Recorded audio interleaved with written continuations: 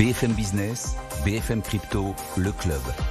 Sandra Gandoin. Bonjour à tous, je suis ravie de vous retrouver pour le club BFM Crypto comme tous les jours à 15h en direct sur BFM Business. Autour de cette table, Yves Chouefati, fondateur de Tobam. Bonjour Yves, ravi de vous retrouver. Grégory Raymond, cofondateur de The Big Whale. Bonjour Grégory, ravi de vous retrouver, bienvenue dans l'émission. Et Louis-Alexandre de Froissart, gérant associé chez Montaigne Conseil et Patrimoine. Ça va être un peu philosophique parce qu'à chaque fois qu'il y a Yves et qu'il y a Grégory, il y a beaucoup de philosophie et d'explications dans cette émission. Et ça va être pratique aussi avec vous parce qu'on parlera de Bitcoin, comment faire pour en acquérir, pour en vendre, vers quel actif on vend. Enfin, voilà, il y a plein de questions. Ce sera pratique, ce sera philosophique et on commence justement par la philosophie. Vous n'oubliez pas que vous pouvez aussi nous poser des questions, toutes les questions que vous voulez à notre adresse crypto@bfmbusiness.fr parce qu'on vous répond pendant une demi-heure tous les jeudis en direct. BFM Crypto, le club, c'est parti. Yves, vous avez récemment écrit un article sur le futur de nos systèmes monétaires parce qu'ils sont en pleine transformation. Il est en pleine transformation. Est-ce que pour autant, il est en train de disparaître, ce système monétaire qui est en place ? Je pense qu'il est en train de basculer. Un système monétaire, c'est en fait le système par lequel transite la confiance. L'économie, c'est simplement un dispositif de confiance. Et pour que ce système de confiance fonctionne, il a besoin, comme tout grand dispositif, il a besoin d'une clé de voûte. La clé de voûte de la confiance, historiquement, ça a été l'or, il y a très longtemps. Si je disais à quelqu'un, j'ai 5 lingots d'or, ce quelqu'un avait tendance à me faire crédit, à me faire confiance. L'or, il présente un certain nombre d'avantages, il a un grand inconvénient, c'est qu'il n'est pas auditable. Si j'ai 5 lingots d'or, soit vous me faites confiance, soit vous voulez auditer mes lingots d'or, et la seule manière de les auditer, c'est de les faire fondre. Donc autant dire que, par exemple, si un grand organisme monétaire près du Louvre dit « j'ai X tonnes d'or », ça fait à peu près jamais qu'il n'a été audité. Ce stock d'or, c'est quand même un problème, quand on est le clé de voûte de la confiance, qu'on ne puisse pas être audité. Le successeur de l'or, ça a été le dollar américain. Si je vous disais « j'ai des dollars », vous me faisiez confiance. Et là, il y a un grand nombre d'observateurs, dont le plus grand d'entre eux est peut-être Donald Trump, qui le dit ouvertement. Il dit que, objectivement, l'intérêt des États-Unis d'Amérique, c'est sans doute de dévaluer le dollar. Et si on est la clé de voûte de la confiance au niveau de la valeur, ça, c'est quand même pas très compatible avec la perspective d'une dévaluation et d'une perte de la valeur de cette clé de voûte de la confiance. Donc, les États-Unis ont intérêt à ce que la future clé de voûte de la confiance ne soit plus le dollar. Et il y a un petit animal qui lève sa main, qui lève le doigt, puis qui dit « moi je suis candidat, c'est le Bitcoin ». Et de manière très intéressante, et en parallèle, les États-Unis sont en train de développer les incitations objectives à ce que les entités américaines, les institutionnels, les entreprises, les particuliers ou même les administrations américaines détiennent du Bitcoin. Donc on se dirige vers une destination où en fait on risque d'avoir 2 monnaies américaines. Une monnaie qui est un peu la monnaie du passé, qui est le dollar, une autre monnaie américaine, objectivement américaine, le Bitcoin. Ça m'embête que vous disiez ça, que c'est une monnaie américaine.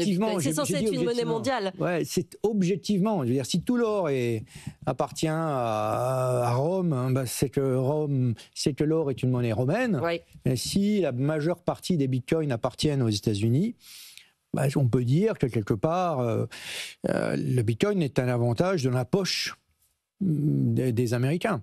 Donc ils sont en train, de moins en moins subrepticement, de s'emparer objectivement, de s'approprier objectivement le maximum de dollars et d'asseoir quelque part leur position, qui était une position légitime, extrêmement dominante dans l'économie du dollar, et qui sera tout aussi légitime le jour où ils s'approprieront effectivement une très grande majorité des bitcoins. Il y a les bitcoins pour le moyen de paiement, il y a les stablecoins qui sont adossés majoritairement au dollar à 99% pour l'infrastructure, les transferts de paiement. Grégory Raymond, vous êtes d'accord pour dire que ce nouveau système financier, ce nouveau système monétaire est américain?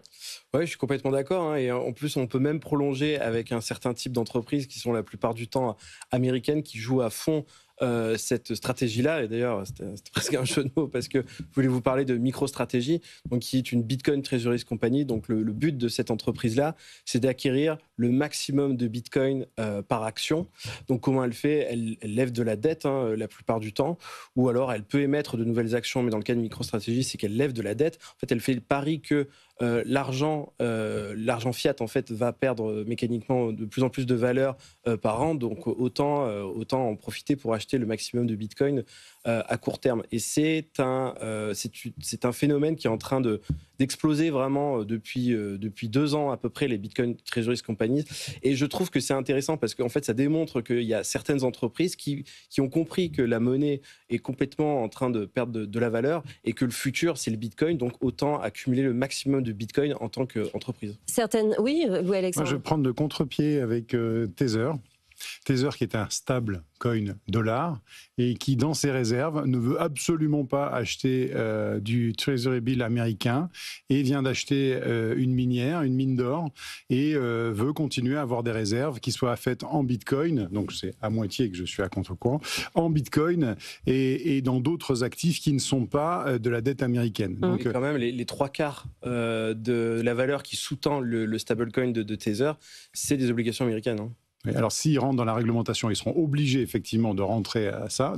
Mais le mouvement moi en tout cas que je perçois chez Tether, c'est soit de rentrer dans la règle pour rester le premier et à ce moment-là avoir bien sûr les 2/3 ou enfin 72-73% en Treasury Bills, donc en dette américaine, donc en monnaie de singe, soit dire finalement je me confronte pas à la réglementation américaine, ce qui est peut-être un suicide, et à ce moment-là je prends des actifs beaucoup plus pérennes comme l'or et Bitcoin. Et ce qui est intéressant, c'est qu'ils ont investi aussi dans des grandes compagnies agricoles. Oui. Ils croient énormément en fait les valeurs refuge historiques, donc ils achètent beaucoup d'or, mais ils achètent aussi quelque part de la terre, en fait, des matières premières, du sucre notamment. Donc c'est assez intéressant la trajectoire de cette entreprise et dont les revenus en fait principaux proviennent quand même du rendement de la dette américaine. Leur modèle économique, c'est parier sur la faillite en fait du modèle monétaire actuel pour pouvoir investir dans ce qu'ils considèrent des vrais actifs comme Bitcoin, or et la terre en général. Mais il y a un transfert de la confiance, c'est ce que vous disiez tout à l'heure, Yves, mais ça veut dire que c'est en train de se passer comme ça uniquement d'un côté de l'Atlantique et de l'autre côté. C'est clair. Il va y avoir ce système monétaire qui est assumé, qui commence vraiment à se structurer réellement, et en face les monnaies fiat et l'euro numérique de banque centrale Non, l'euro numérique de banque centrale, c'est une blague. Oui, mais il sera là en 2027, a priori, oui. Il sera là. Oui, il sera là, mais l'émetteur lui-même dit on va plafonner les émissions, il faut surtout pas en détenir beaucoup.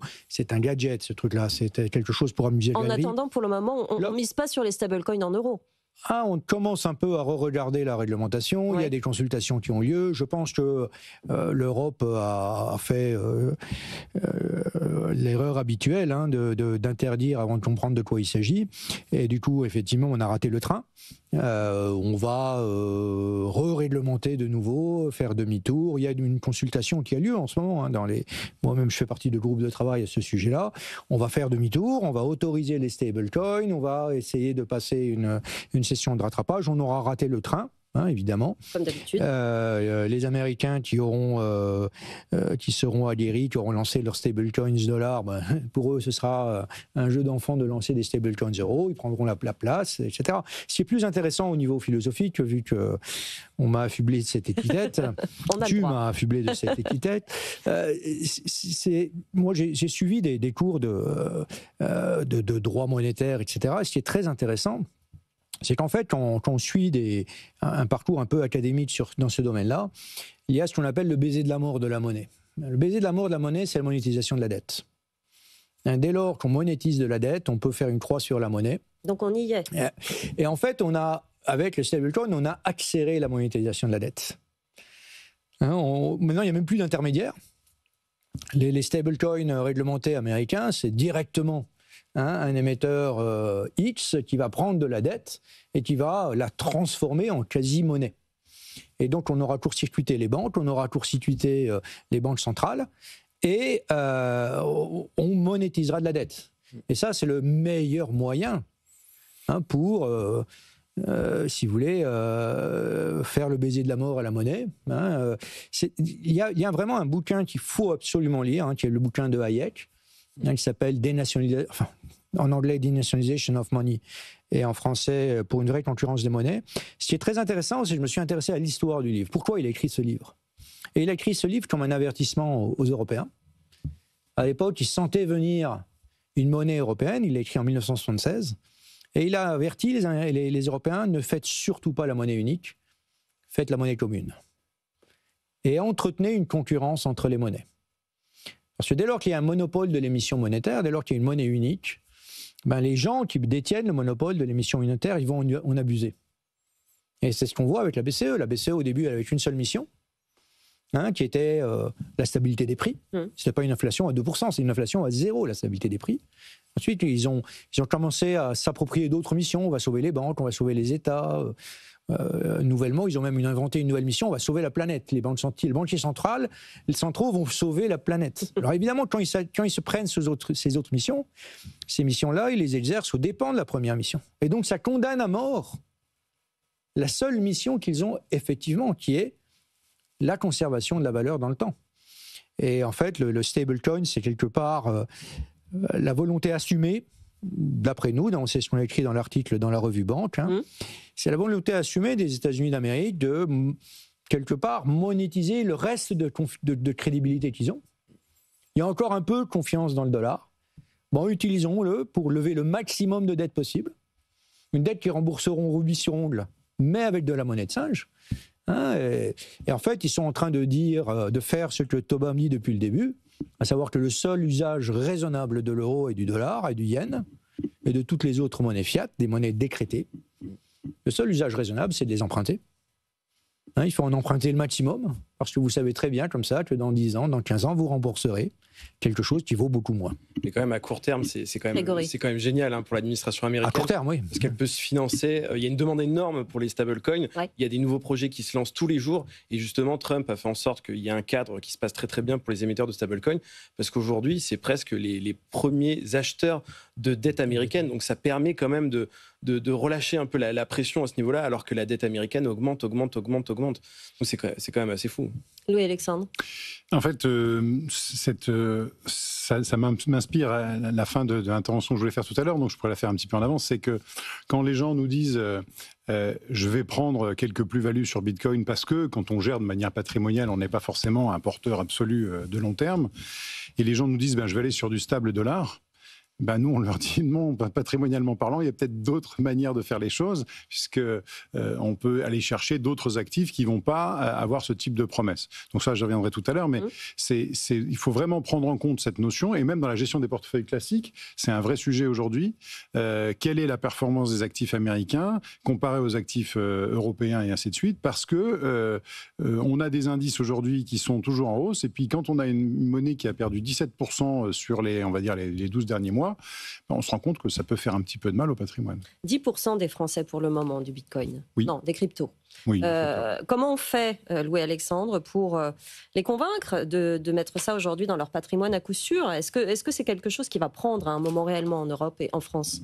Alors, on le voit de toute façon, nous, à notre niveau, on est de plus en plus sollicités sur ce sujet, et il y a un mouvement patrimonial de plus en plus important. Là, il y a Patrimonia à la fin du mois, et on sait qu'il y a de plus en plus de gens qui interviennent sur ce sujet-là. Alors, déjà, pour rentrer dans le secteur, les gens ont toujours un réflexe un petit peu pavlovien.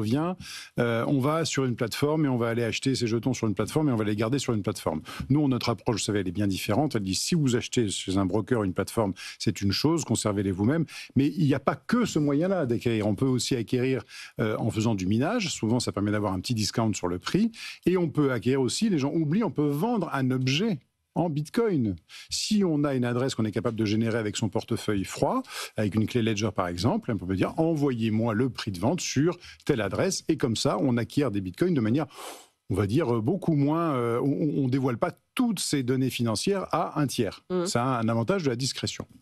Bon, ça c'est l'acquisition. Donc le but, c'est que nous, on essaie de donner à nos clients le fait de pouvoir acquérir soit par leur entreprise, soit à titre personnel, par différents moyens. Donc on a dit plateforme, courtier, minage, achat et vente d'un objet qui permet de récupérer des bitcoins. Bon, une fois qu'on a fait ça, si on l'a fait dans la bonne partie du cycle, je commençais à venir ici en 2022, donc on a connu 15 000 $ sur le bitcoin, on peut imaginer que certains portefeuilles soient aujourd'hui en plus-value. Bon. Eh bien, dans ce cas-là, si on a une gestion patrimoniale, on va prendre ses plus-values. Peut-être, si on a fait un x3 ou un x4, on va retirer sa part qui est le capital de départ et on va jouer avec le reste. C'est quand même une position particulièrement confortable. Je ne joue qu'avec les intérêts de mon placement. À ce moment-là, qu'est-ce que je fais? Il faut simplement avoir au préalable fait le nécessaire sur une plateforme ou sur un courtier où j'ai acquis quelques fractions avec lui, c'est par le même canal. Il faut bien préparer son canal pour que le jour où on veut vendre, on ne commence pas à mettre 15 jours de KYC pour vendre ses cryptos. Bon. On vend ses cryptos, mais on est en France. Donc en France, on est dans un paradis fiscal à l'envers. Un enfer fiscal, donc. Voilà. Et donc, tout est très compliqué. Oui. Donc, qu'est-ce que l'on fait? On va décider de prendre le seul point positif qu'on a dans la fiscalité française, qui est un échange crypto-crypto qui est neutre fiscalement. Et à ce moment-là, je vais choisir de partir de mes bitcoins et je vais aller les mettre sur des stables ou un autre actif. Je rejoins la discussion de tout à l'heure. Pourquoi pas un stable qui est assis non pas sur le dollar, mais sur l'euro. Pour le moment, il n'y en a pas beaucoup. Hein. Il y en a. On commence à en avoir sur l'euro, mais aussi un autre actif dont on a parlé aussi, qui est l'or. Je peux aller sur celui de Tether, qui s'appelle XAUT. Je peux aller sur celui de Paxos, qui s'appelle Pax Gold. Je peux aller sur celui le Vera One, qui est une société bordelaise. Donc, j'ai quand même des solutions qui me permettent d'aller se mettre sur un actif qui, si la monnaie perd de la valeur, la monnaie fiat perd de la valeur, là au moins, comme l'a montré la hausse récente de l'or, j'ai quand même une valeur qui est garantie. Et puis, une fois que j'ai fait tout ça, je peux me dire, en fait, j'ai besoin temporairement de ma liquidité. J'ai besoin temporairement pour faire un achat. Alors, pas pour acheter la dernière Lambo, mais j'ai peut-être temporairement parce que j'ai besoin d'aller faire une acquisition dont je sais que mes revenus futurs vont me permettre de pouvoir rembourser ma dette. Et c'est là qu'aujourd'hui, un certain nombre de solutions de prêts lombards arrive enfin en France, accompagné par une loi, on attend les décrets exacts, mais une loi qui a été votée au 30 avril, donc en application depuis le 1er mai, et qui va me permettre, en neutralité fiscale, d'avoir temporairement de la liquidité sur mes jetons. Et cette liquidité, ça va me permettre de faire ma dépense et de la rembourser quand j'aurai décidé de le faire. Donc vous voyez, un actif comme Bitcoin et quelques crypto-monnaies, c'est quelque chose que l'on peut gérer de manière totalement, avec du bon sens.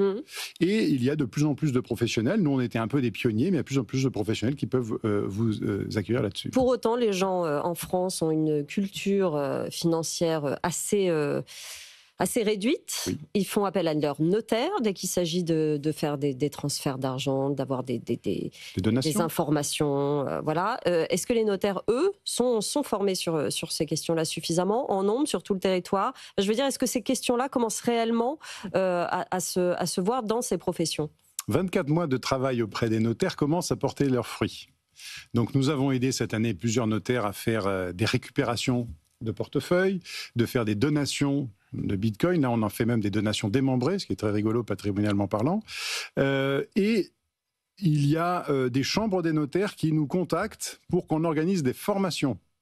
Et donc, nous, on a même décidé d'aller au-devant d'eux en organisant une journée là-dessus, à ce sujet, entre autres, le 14 novembre. Mais on a déjà rédigé depuis quelque temps des fiches pratiques pour les notaires, en disant « j'ai une donation à faire, on peut vous accompagner sur ces sujets-là ». La prise de conscience est là. La prise de conscience est là et c'est déjà une première étape. Une autre étape, ce sera la journée du 14 novembre. Voilà, le 14 novembre à Bordeaux, c'est Bitcoin Wealth Summit, gestion patrimoniale de Bitcoin en anglais en fait, Bitcoin Wealth Summit, le sommet du patrimoine Bitcoin, dans lequel on va accueillir des investisseurs bien sûr, des experts comptables, des notaires et des avocats, et on va aborder tous les aspects pratiques de l'acquisition, de la détention et tous les sujets qui tournent autour. Bon, il y a une centaine de places dont déjà plus de la moitié ont été vendues, mais c'est une journée pour rentrer non plus dans les aspects philosophiques, qui sont très bien traités par mes deux confrères, mais par des aspects vraiment pratiques. On est dans la pratique. Néanmoins, moi, le monde dont parle, cette bascule dont vous parlez, Yves Chouefati, ce monde de demain, ce monde monétaire, on parle de quel terme? Dans 5 ans, Ça a commencé, non, c'est pas dans 5 ans, ça a commencé il y a 5 ans, hein, quand effectivement MicroStrategy a commencé à accumuler des dollars. C'est un schéma en fait qui est très ancien. Hein, le business model de MicroStrategy, la première trace historique que j'en ai trouvée, elle date de 1694. Hein, en 1694, il y a des businessmen à Londres qui se réunissent et qui décident de créer une boîte dont l'objectif c'est de lever du capital pour acheter de l'or. Puis ils ont cherché un nom pour la boîte, ils ont trouvé un nom très original à l'époque, ils ont appelé ça Bank of England. C'était la Banque d'Angleterre. Hein, en 1800, il y a un homme d'État français qui s'appelle Napoléon Bonaparte, qui était premier consul. Il a réuni au Palais Royal les 100 familles les plus riches de France. Et il leur a dit, il va falloir faire comme les Anglais. Vous allez créer une boîte, et cette boîte, elle va lever du capital pour acheter de l'or. On va appeler ça la Banque de France. Et ces deux boîtes sont devenues les boîtes les plus influentes et sans doute les plus prospères de l'histoire, jusqu'à ce qu'elles soient nationalisées en 1945 et 1946. La grande erreur, le péché originel des monnaies fiat, c'est que c'est l'État qui s'est chargé de ça. Est-ce que l'État américain n'est pas en train de mettre la main justement sur... Non, il est en train de susciter, de la part du secteur privé américain, une prise de relais. La plus grande des Bitcoin Treasury Companies est américaine. Les plus gros projets qui ne sont pas encore complètement sortis et qui rassemblent chaque fois des dizaines de milliers de dollars de Bitcoin sont américains également. Ils sont en train de créer le rêve de Hayek, qui est pour une libre concurrence de monnaie. Et ce sont ces boîtes qui posséderont la clé de voûte de la confiance, qui émettront la monnaie de demain. En fait, qui émettent aujourd'hui la monnaie de demain. C'est une monnaie de gros. C'est une monnaie de gros. Ça veut dire ils émettent des convertibles. Le plus gros émetteur de convertibles aujourd'hui aux États-Unis, c'est MicroStrategy. Ils émettent des perpétuels. Les plus gros émetteurs de perpétuels, c'est eux. Ils émettent de la dette. Et c'est quoi la monnaie ? La monnaie, c'est de la dette. C'est la dette de ceux qui possèdent la richesse. Mais j'avais une question, Yves, à ce sujet, parce que vous êtes quand même l'un des meilleurs experts en France sur ce sujet-là. On observe quand même un essoufflement de la tendance des Bitcoin Treasury Company en ce moment, surtout parce que le cours des actions baisse un petit peu, alors que le cours du Bitcoin se maintient plutôt, voire même est en hausse par rapport à ces actions. Comment on l'explique ? Est-ce qu'il y a trop d'acteurs en fait ? Non, on n'en est pas du tout à trop d'acteurs. En fait, ce qui s'est passé, c'est la chose suivante. Ces boîtes, c'est des machines de précision, dont le seul objectif, c'est de lever du capital pour acheter du Bitcoin. Donc elles sont vraiment... leur thèse d'investissement, c'est qu'il faut lever du capital. Et guess what, en juillet et en août, c'est difficile de lever du capital. Donc elles n'ont pas levé de capital en juillet et en août. Qui sait ? Quel être raisonnable ferait des augmentations de capital le 17 juillet ou le 13 août ? C'est très compliqué. Donc elles n'ont plus levé de capital. Quand on ne lève plus de capital, l'expectation, comme on dit, l'anticipation, les anticipations du marché baissent. Ça fait une baisse de la prime. Et qu'est-ce qui s'est passé cette nuit ? MetaPlanet a eu un très gros succès sur sa dernière levée de capital. Ils ont levé 1,4 milliard de dollars. Et aujourd'hui, en 3 jours, la Smarter Web, qui est la grande Bitcoin compagnie anglaise, est en hausse de 90%. MetaPlanet est en hausse, je ne sais pas, en temps réel, je n'ai pas ça, mais d'à peu près 20%. Donc c'est en train de redémarrer. Dès lors qu'ils se remettront à lever du capital, les anticipations du marché se remettront en route et la prime reviendra, elle sera restaurée. C'est qu'une histoire de saisonnalité. Pour moi, c'est à 100% une histoire de saisonnalité. Le marché américain, il ne dort pas l'été. Il est un peu au ralenti en juillet. Mais les levées de capital, c'est de l'ATM, c'est vraiment du retail, etc. MicroStrategy, une boîte qui est très mature, c'est une autre histoire. MicroStrategy, aujourd'hui, c'est quasiment c'est plus que la capitalisation boursière de la BNP. On est en train de parler de boîtes qui sont très matures. Et pour moi, il y a une saisonnalité. Il y a aussi un autre phénomène, c'est que sans doute qu'elles ont un peu trop monté. Et donc là, je pense qu'elles ont un peu trop baissé. Et donc sans doute que c'est peut-être pas un mauvais niveau pour regarder les prix de ces boîtes. 1 minute, il y a aussi des Ethers, Treasury Companies. Je sens que vous allez changer de couleur, Yves, mais vous en pensez quoi ? Je ne suis pas complètement un caméléon, mais... écoutez, les Ethers, c'est une thèse d'investissement qui est plus audacieuse. Il n'y a pas de raison de ne pas accumuler de l'Ether si on est très positif sur l'Ether, mais l'Ether, ce n'est pas vraiment une monnaie. L'Ether, c'est beaucoup plus une sorte de matière première, c'est un consommable. Et pour qu'une monnaie soit une vraie monnaie, il ne faut pas qu'elle ait d'usage industriel. Vous ne savez pas faire autre chose avec vos dollars que essayer de stocker de la valeur. La même chose avec le Bitcoin. On ne peut pas faire autre chose avec le Bitcoin que de conserver de la valeur. L'Ether, c'est un outil industriel et l'usage industriel va polluer l'usage monétaire.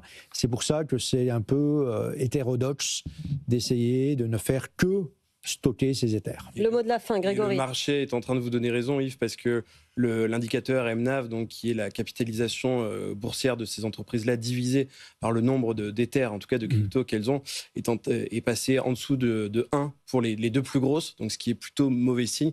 Et on sait que Stratégie, actuellement, c'est 1,5. C'est une conversation qu'il faudra qu'on continue, messieurs. Merci d'être venus. Yves Chouefati, fondateur de Tobam, Grégory Raymond, cofondateur de The Big Whale, Louis-Alexandre de Froissart, gérant associé chez Montaigne Conseil et Patrimoine. Merci à tous les trois d'être venus dans cette émission. Je vous laisse entre les mains de BFM Bourse. Passez une très bonne journée sur BFM Business. BFM Business, BFM Crypto, le club.